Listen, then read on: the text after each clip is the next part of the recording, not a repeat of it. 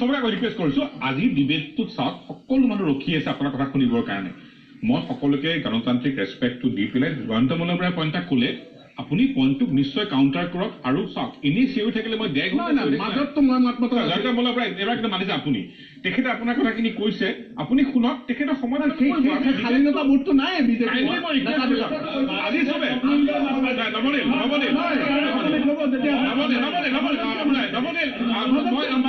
নৱদলে মাত মাতিছে যেনেকে জয়ন্ত মল্লই মাতিছে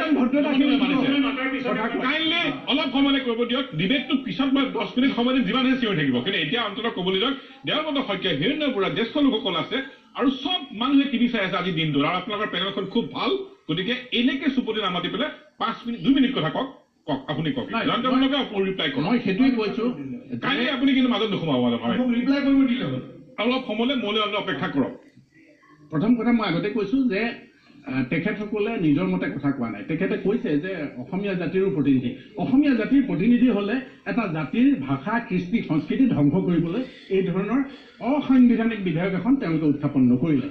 প্ৰথম কথা দ্বিতীয় কথা হ'ল যে তেখেতসকল অসমীয়া জাতিৰ প্ৰতিনিধি যদি হয় আজি অসমৰ সংখ্যাগৰিষ্ঠ মানুহে কিয় বিৰোধিতা কৰিছে আজি অসমৰ সকলো জাতি জনগোষ্ঠীৰ মানুহ কিয় ৰাজপথলৈ ওলাই আহিছে এই কথাবিলাকৰ উত্তৰ আছেনে তেওঁলোকে তেওঁলোকৰ প্ৰভুবিলাকে যিবিলাক শ্ৰুতলিপি দি আছে সেইবিলাক তেওঁলোকে আওৰাই ষ্টুডিঅ'ৰ মজিয়াত বাতৰি কাগজত তেওঁলোকে এইবিলাক কথাই কৈ থাকে যাতে আৰু তেওঁলোকে সময়টো নষ্ট কৰে যিকোনো আলোচনাত টেলিভিশ্যন টক শ্ব'ৰ হওক বা অন্যান্যৰ হওক তেওঁলোকে সময়টো নষ্ট কৰে আজে বাজে কথা কয় আবুল তাবুল কথা কয় কৈ পেলাই মূল বিষয়ৰ পৰা তেওঁলোকে ডাইভাৰ্ট কৰিবলৈ চেষ্টা কৰে গতিকে মই কৈছোঁ যে অসমৰ মানুহৰ কাৰণে ডেফিনেটলি মিঠাই খোৱাৰ দিন কাৰণ অসমৰ মানুহে তেওঁলোকে হাজাৰ কোটি ষড়যন্ত্ৰ কৰাৰ পিছতো ৰাজ্যসভাত এই উত্থাপন হ'বলৈ নিদিলে ভোটৰ কথা পিছত উত্থাপন হ'বলৈ নিদিলে বিৰোধীয়ে মনজিত ৰখাই লৈছো জয়ন্ত মল্লতকৈ কথাখিনি বোমাই ক'বা নে জয়ন্ত মল্লই ক'বা এইবিলাক কথা হ'ল কি যোনে মাদাৰীৰ কাষত থিয় হৈ পেলাই কথা পায়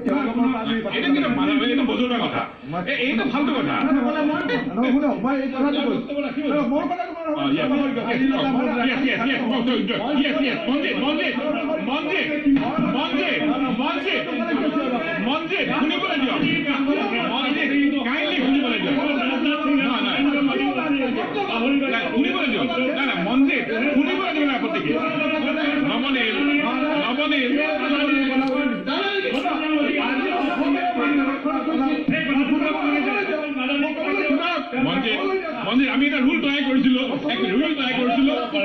কাইণ্ডলি মন্দিৰ আপুনি নিশ্চয় ক'বলৈ পাব এতিয়া মোক কওক যে যোনে মাদাৰীৰ কাষত থিয় হৈ অসমীয়া জাতিক প্ৰতিনিধিত্ব কৰা বুলি কয় তেওঁলোকৰ কথা আমি অসমীয়া জাতিৰ প্ৰতিনিধি বুলি নাভাবোঁ কাৰ ওচৰত থিয় হ'ব লাগে তোকাৰীৰ কাষত থিয় হ'ব লাগে মাদাৰীৰ কাষত থিয় হোৱাটো কেতিয়াও অসমীয়া জাতিৰ প্ৰতিনিধিত্ব হ'ব নোৱাৰে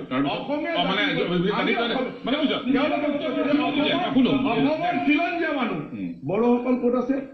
ৰাভাসকল ক'ত আছে মিচিংসকল ক'ত আছে কাৰ্বিসকল ক'ত আছে বড়ো নাই ৰাভা নাই মিচিং নাই কাৰ্বি নাই তিৱা নাই জনগোষ্ঠীয় লোকসকল নাই অসমৰ নামনি অসমৰ বৃহত্তৰ অঞ্চল নলবাৰীৰ দৰে অঞ্চলে আন্দোলনৰ নাম লোৱা নাই অকমান গোলাঘাট যোৰহাট শিৱসাগৰ 3খন 4খন ডিষ্ট্ৰিক্টত কেইজনমান মানুহ ওলাই আহি যদি কয়